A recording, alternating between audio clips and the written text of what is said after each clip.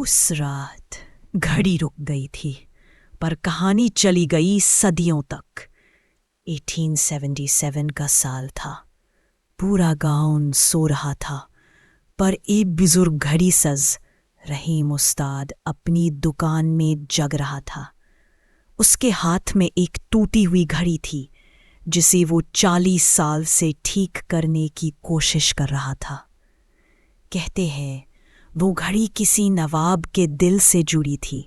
جب وہ رویا، گھڑی رک گئی۔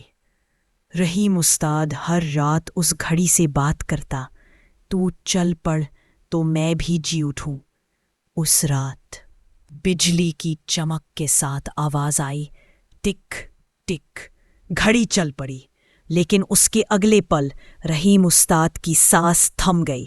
صبح لوگوں نے دیکھا، گھڑی چل رہی تھی، لیکن اس کا ٹائم وہی تھا جب رحیم نے آخری سانس لی۔ اس دن سے آج تک جب بھی کوئی پرانی گھڑی چلتی ہے، لوگ کہتے ہیں کہیں رحیم استاد کا وقت واپس تو نہیں آیا۔